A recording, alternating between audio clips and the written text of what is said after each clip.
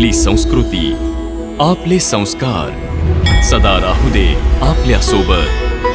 भारताच्या महान ग्रंथांचे आणि काव्यांचे संपूर्ण संकलन. सबस्क्राईब करा तिलक. नावेची काय आवश्यकता आहे कुमार? मग रथ कशाला आहे? जिथे जाऊ रथातून जाऊ. नाही आर्य सुमंत, इथून आम्ही पायीच जाऊ.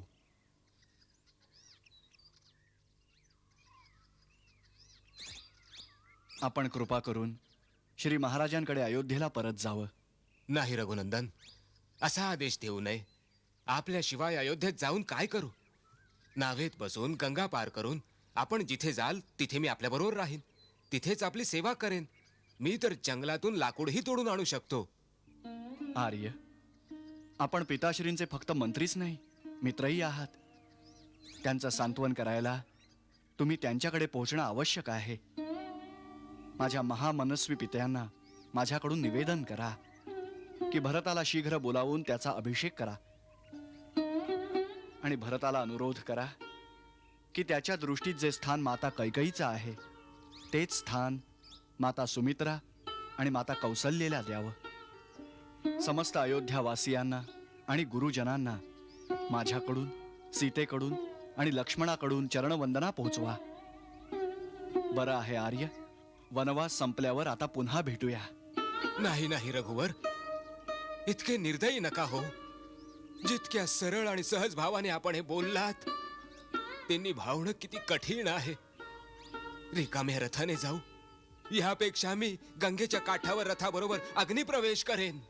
हे आर्य, बिकट आणि गंभीर परिस्थितीत आपल्या विचारांनी समस्येवर तोडगा काढणारा महामंत्री अयोध्येच्या राजपरिवारात झालेल्या थोड्याशा गडबडीमुळं इतका अधीर, इतका चंचल होतोय. हा विवेक कितपत उचित आहे आर्य? आपण कृपा करून अयोध्येला परत जावं आणि एका चतुर आणि बुद्धिमान मंत्र्याप्रमाणे तसंच वागावं. जन पिताश्रींना शांतता लाभेल आणि माता कैकेयीला सुख आणि संतोष. माता कैकेयीच्या सुख समाधानाची चिंता करण्याची कोणालाही आवश्यकता नाही भैया. आपल्या सुख आणि स्वार्थावर झडप कशी घालायची ते त्या व्यवस्थित जाणतात. आर्य सुमंत्र, त्यांना सांगावं आपल्या लाडक्या भरताला राज्याची गादी दिल्यावर राजमातेचे सुख भोगा. लक्ष्मण, पुन्हा असं बोललास? क्षमा करा भैया. आर्य, लक्ष्मणाच्या या बोलाबद्दल तिथं कुणालाही सांगू नका. तुम्हाला शपथ आहे माझी. महाराजांनी विशेष रूपाने आग्रह केला होता की जरी राम आणि लक्ष्मण नाही आले तरी देवी सीतेला अवश्य परत आणा. त्याने असंही म्हटलं होतं की सीतेने 2-4 दिवसात वनातील कष्ट पाहिल्यावर अयोध्येत परत यावं, आमच्यासाठी यावं. महाराजांनी हेही सांगितलं होतं की राम गेल्यावर मला आणि कौसल्याला कोणाचाही आधार नाही. राम, जर मला आपण जायला सांगत आहात मग जानकीला तरी बरोबर पाठवा. अवश्य. जानकी गेली तर आम्हालाही प्रसन्नता वाटेल. आर्य, होय सीते, इथं येऊन तू वनाची छटा तर बघितलीच आहेस. आता तू घरी परत गेलीस तर सासू सासरे, समस्त प्रियजनांची चिंता दूर होईल. त्यांची सेवा करू शकलीस तर आम्हाला प्रसन्नता वाटेल. आर्य सुमंतांबरोबर घरी परत जा देवी. स्वामी, मी तर केवळ तुमची छाया आहे. माझे स्वतःचे काही अस्तित्व नाहीये. जर तुम्ही तुमच्यापासून तुमची छाया वेगळी करू शकता तर मलाही वेगळं करून पाठवून द्या. वैदेही, स्त्री तर माता, पत्नी, सून, मुलगी खूप नात्यात विभागलेली आहे. तिने तर सारी नाती निभावली पाहिजेत. आर्य, तुम्हीही माझ्या पित्यांप्रमाणे पूज्य आहात. आपल्याला उत्तर देत आहे म्हणून क्षमा करा. स्त्रीच्या सर्व नात्यांचा, सर्व संबंधांचा एकच आधारस्तंभ आहे, तिचे स्वामी. हीच शिकवण मला माझ्या आईने दिली आहे. हीच शिकवण पूज्य सासूबाईंनी देऊन मला माझ्या पतींबरोबर पाठवलंय की दुःखातही त्याच प्रकारे पतीला साथ दे जशी सुखात दिली आहे. आर्य सुमंत, तुम्हाला सीतेला बरोबर घेऊन जाण्याच्या विचाराचाही त्याग करावा लागेल. आता तुम्ही रथ घेऊन प्रस्थान ठेवावं. होय आर्य सुमंत, जोपर्यंत आपण रथ घेऊन जाणार नाही, देवी कैकई याच शंकेने बेचैन असतील की आम्ही सफर करून अयोध्येत परत तर नाही येणार. आर्य सुमंत, तुम्हाला बघून माता कैकईंचा विश्वास बसेल की राम वनात गेला आहे. अन्यथा पिताश्रींबद्दल पक्षपाती असण्याचा संशय घेत राहतील. आता आणखी विलंब नका करू. शीघ्र अयोध्येला परत जा. जशी प्रभूंची इच्छा. नियती बलवान आहे. सरकार, सरकार, सरकार, गंगा पार करण्यासाठी नावेचा प्रबंध झालाय. चलावं, यावं सरकार. ठीक आहे. बरं तात.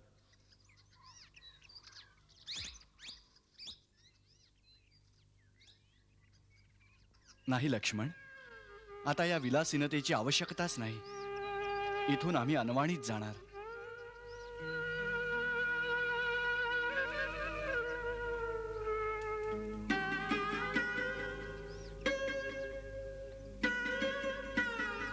हे काय सरकार, वनातील दगडांशी तुमची अजून ओळख नाहीये प्रभू.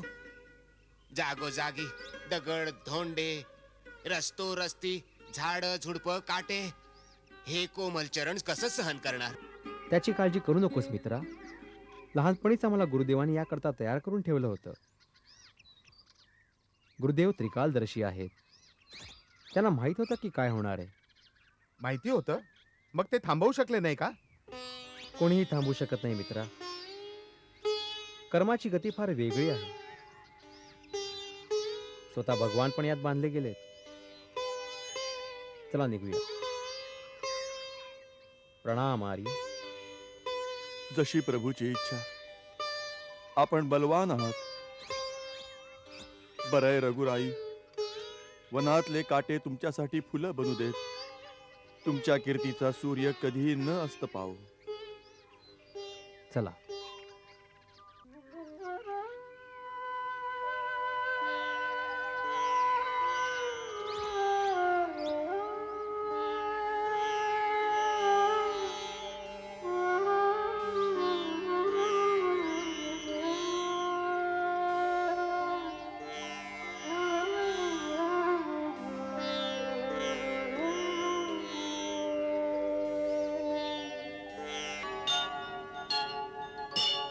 दादा, महाराज विभीषणांचं म्हणणं बरोबर आहे. आपल्याला समुद्राकडूनच रस्ता घ्यायला पाहिजे. परंतु मी रस्ता मागण्याचं समर्थन नाही करणार. आपला धनुष्य बाण उचला. प्रथम तर आपल्या धनुष्य बाणाच्या एकाच टणकाराने त्याचे कान टवकारतील. अन्यथा धनुष्यावर अग्निबाण ठेवून त्याच्या दिशेने रोखा. मग तो स्वतःच हात जोडून आपल्या समोर येईल. दादा, या युक्तीनं बराच अनाचार माजेल लक्ष्मण. दुसऱ्याला संधी देण्यापूर्वीच त्याच्या विरुद्ध शस्त्र उचलणं अहंकारातून आलेल्या अत्याचारासारखं आहे. खऱ्या शक्तिशाली व्यक्तीनं आपली विनम्रता ही कधीच सोडू नये. आणि प्रथम महाराज विभीषणांना हे तर विचार की त्यांनी कोणत्या विश्वासावर समुद्राला विनंती करण्याचा सल्ला दिला. प्रभू, समुद्र आपल्या कुळात ज्येष्ठ आहे. एका दृष्टीने आपले पूर्वज आणि कुलगुरू सुद्धा. आपण त्याचे वंशज आहात. त्या महाराज सगरांनीही या विशाल महासागराला निर्माण केलं होतं. म्हणून त्यांचे समुद्रावर खूप उपकार आहेत. त्यांच्याच कृपेने सिंधूने पृथ्वीवर इतकी विस्तृत जागा व्यापली आहे. म्हणून मला पूर्ण विश्वास आहे की समुद्र अवश्य आपली मदत करतील आणि आपल्या सेनेला त्या तीरावर जाण्याचा मार्ग सांगतील. मित्रा, आम्हाला आपलं हे बोलणं अत्यंत आवडलं आहे.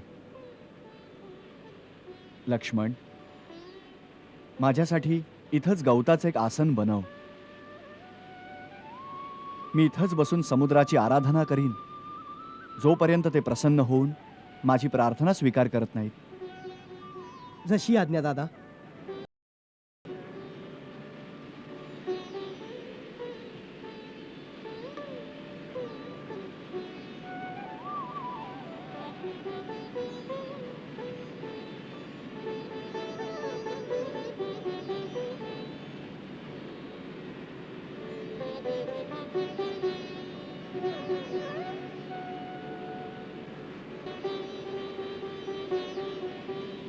नमस्तुभ्यं जलनिधी नमामि सरिता स्वामी. हे महासागर, मी महाराज सगरांचा वंशज दशरथ पुत्र राम, माझा भाऊ लक्ष्मणासहित आपल्याला शरण आलो आहे. हे रत्नाकर, माझे पूर्वज सगरद्वारा आपली उत्पत्ती झाली आहे. आज रघुकुलावर आलेल्या विपत्तीचं निवारण करण्यासाठी एक विशाल सेना घेऊन लंकेवर आक्रमण करण्यासाठी आपण मला आपल्या पाण्यातून मार्ग देण्याची कृपा करावी. आपल्याला प्रसन्न करण्यासाठी मी अन्न आणि जलाचा परित्याग करून इथंच बसून आपली आराधना करतो आहे. माझ्या प्रार्थनेचा स्वीकार करा जलनिधी.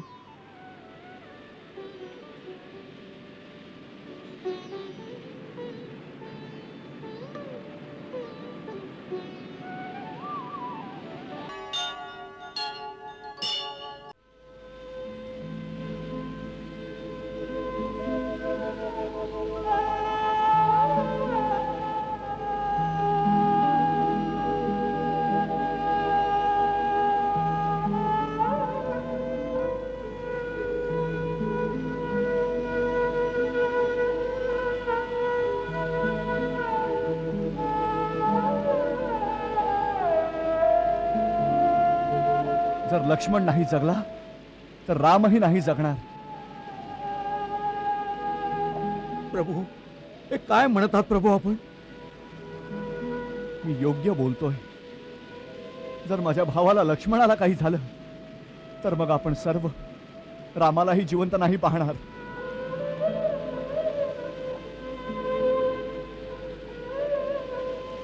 महाराज सुग्रीव,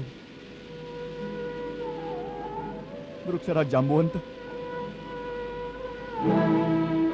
महाबली केसरी, नल, नील, आपण सर्व लोकांनी आपापले प्राण पणाला लावलेत माझ्यासाठी. प्रबळ युद्ध केलं, परंतु दैवापुढं कुणाचंच काही चालत नाही. जर माझा मृत्यू माझ्या भावाच्या विरहामुळे लिहिला असेल तर त्याला कोण टाळू शकणार आहे?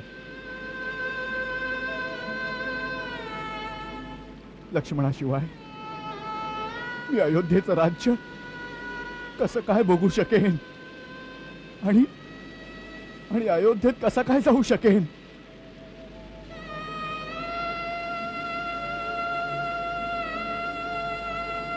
माता कौसल्याला काय तोंड दाखवू?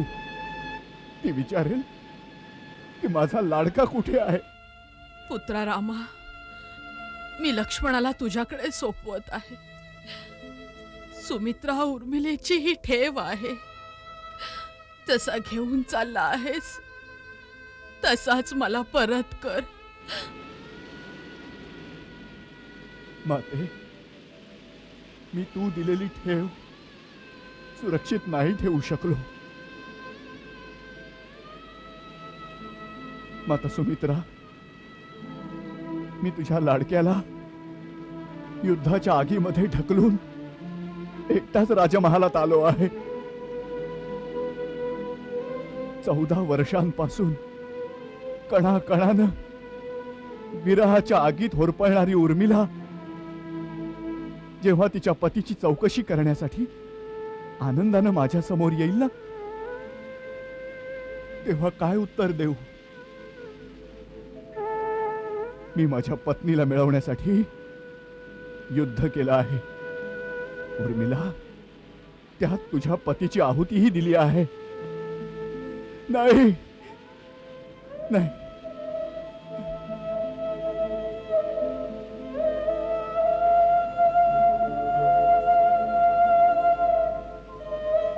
लक्ष्मणाबरोबर जीवन मरणाचा हा सर्व संघर्ष संपला आहे. राम नाही राहिला, केवळ त्याचे अवशेष बाकी आहेत.